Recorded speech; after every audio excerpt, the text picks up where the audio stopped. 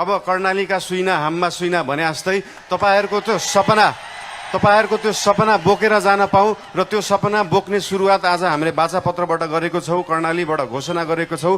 आज उपरान्तबाट त्यो सबै तपाईका सपना हाम्रा सपना हुनेछन्। शिव भगवानको पाउमा आएर, कैलाशको पाउमा आएर आज कर्णालीमा आएर राष्ट्रिय स्वतन्त्र पार्टीको घोषणा पत्र, बाचापत्र सार्वजनिक गर्न पाउँदा म लगायत हाम्रो पार्टीका सबै सदस्यज्यूहरू, सभापतिज्यूहरू तथा हाम्रा पार्टीका साधारण सदस्यज्यूहरू, सम्पूर्ण कर्णालीवासी नेपाली दाजुभाइ दिदीबहिनीमा आउन पाउँदा धेरै धेरै खुसी लागेको छ।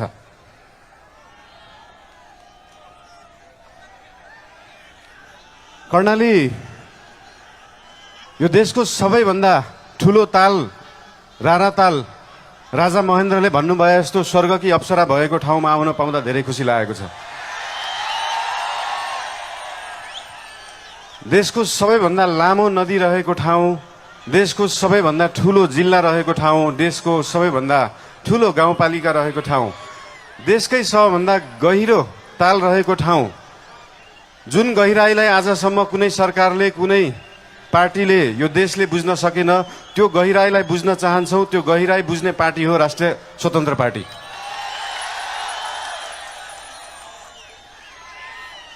आजको दिनमा डोल्पाको सुन जस्तो मानिने यार्सा गुम्बा विश्वभरि पुग्न सक्छ, तर कर्णालीको स्याउ र मार्सी चामल त्यही चितवन र झापा पुग्न सक्दैन।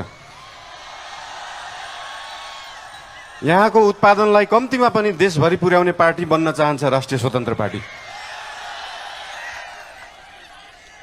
आफैमा यो सिन्जा भ्याली सिभिलाइजेसन, सिन्जा उपत्यका सभ्यता भएको ठाउँ, नेपाली भाषाको उद्गम स्थल, खस भाषाको उद्गम स्थल, यहाँ आफ्नै भाषा छ, आफ्नै लिपि छ, आफ्नै चित्रकला छ, आफ्नै नाचगान छ, आफ्नै जात्रा पनि छ। यो सबै भयो भने एउटा सभ्यता मानिन्छ।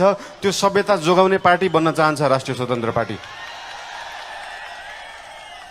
जसरी काठमाडौँ महानगरपालिकामा हाम्रो नेवा सभ्यताको नाचगान, त्यहाँको लिपि, त्यहाँको बाजागाजा, त्यहाँका मूर्त अमूर्त सम्पदालाई हामीले जोगाएर राखेका छौं, त्यसरी नै यहाँ कर्णालीको सभ्यतालाई हामी जोगाएर राख्न चाहन्छौं र त्यो जोगाउने पार्टी हो राष्ट्रिय स्वतन्त्र पार्टी।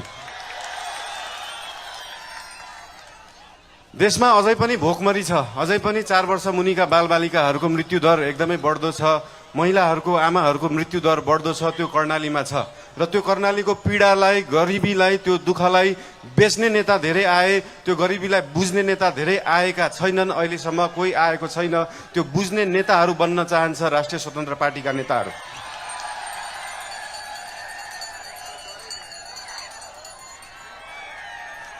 यहाँको पर्यटन, यहाँको सम्भावना, यहाँको कृषि, यहाँको खेतीपाती, यहाँको आय आर्जन सबै वृद्धि गर्न पाऊँ, तपाईहरूको आशीर्वाद लिन पाऊँ र तपाईहरूको अस्ति मैले फेसबुकमा लेखे जस्तै अब कर्णालीका सुइना हाममा सुइना भने जस्तै तपाईहरूको त्यो सपना बोकेर जान पाऊँ र त्यो सपना बोक्ने सुरुवात आज हामीले बाचापत्रबाट गरेको छौं, कर्णालीबाट घोषणा गरेको छौं। आज उपरान्तबाट त्यो सबै तपाईका सपना हाम्रा सपना हुनेछन्। ती सपना बोकेर यहाँबाट जान पाऊँ।